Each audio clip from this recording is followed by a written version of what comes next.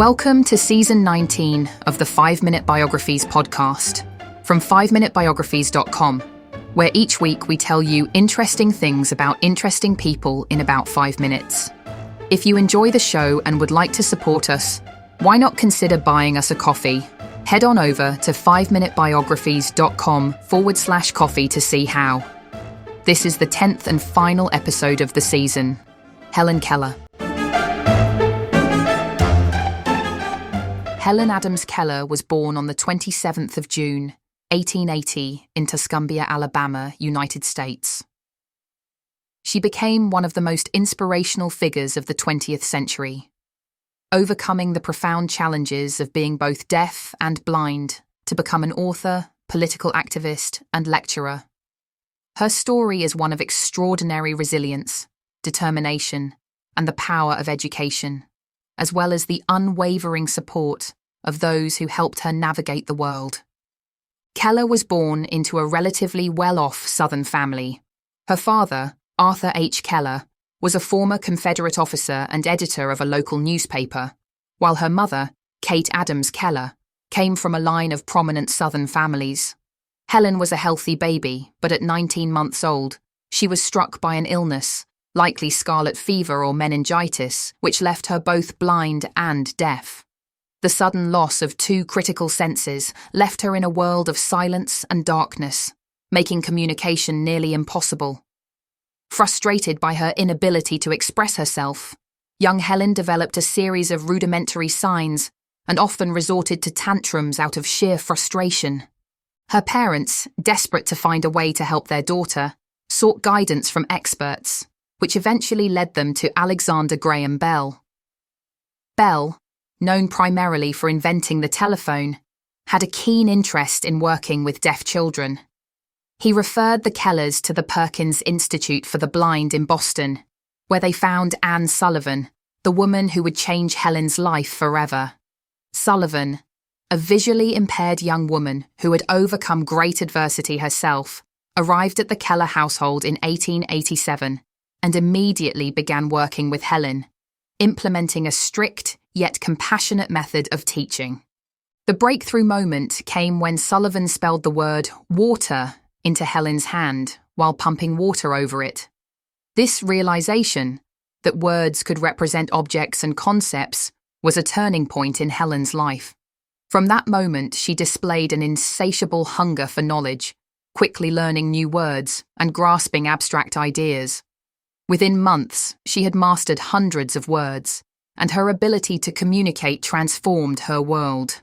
Determined to gain a formal education, Keller attended the Perkins Institute for the Blind before moving on to the Wright-Humason School for the Deaf in New York, and later the Cambridge School for Young Ladies. Her academic journey culminated in 1900 when she entered Radcliffe College. With Anne Sullivan by her side, manually spelling out every lecture into her palm, Keller excelled in her studies.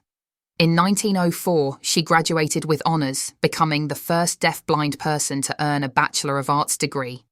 Keller's success in education was only the beginning of her groundbreaking achievements.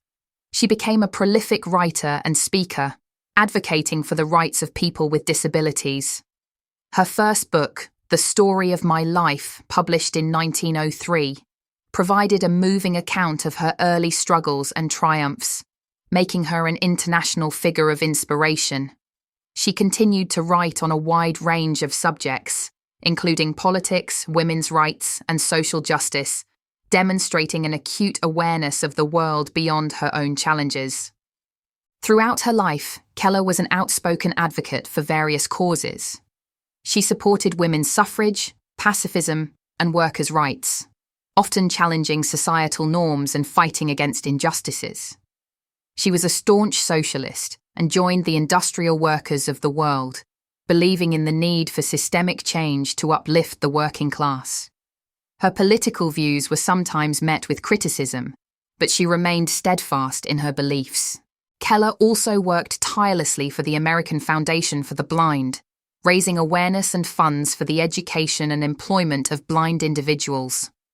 Her work took her around the world, where she met with world leaders, including Winston Churchill and Jawaharlal Nehru, to advocate for disability rights. She visited over 35 countries, giving lectures and inspiring countless individuals with her story of perseverance. Her relationship with Anne Sullivan remained central to her life. Sullivan continued to be her mentor, companion, and interpreter until her death in 1936. After Sullivan's passing, Polly Thompson, another close aide, took on the role of assisting Keller in her travels and advocacy work.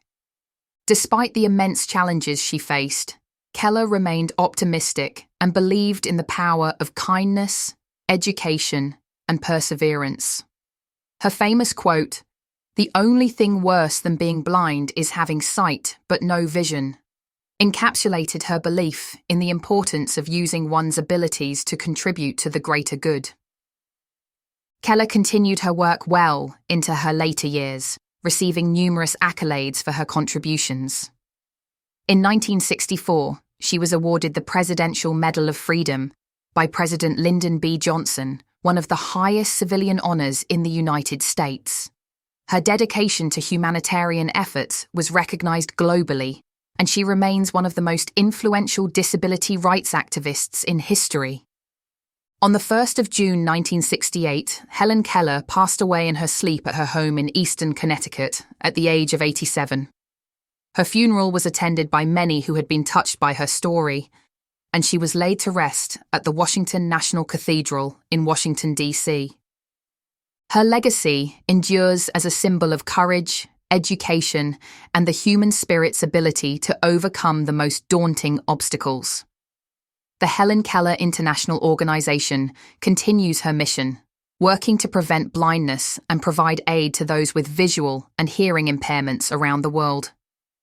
Her story is still taught in schools, and her achievements continue to inspire people of all backgrounds and abilities. Helen Keller's life demonstrated that disability does not mean incapacity, and that barriers can be broken through determination, support, and education. More than half a century after her death, her influence remains strong, reminding the world of the boundless potential within each individual, regardless of the challenges they face.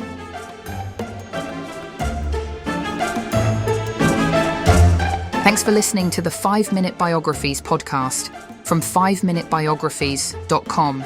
If you enjoyed the show, please leave us a review wherever you get your podcasts, or if you would like to support us more directly, why not consider buying us a coffee? Head on over to 5minutebiographies.com/coffee to see how. Also, why not check out our other 5-minute podcasts, which you can find at 5minuteproductions.com. Thanks for listening, and I'll see you next time.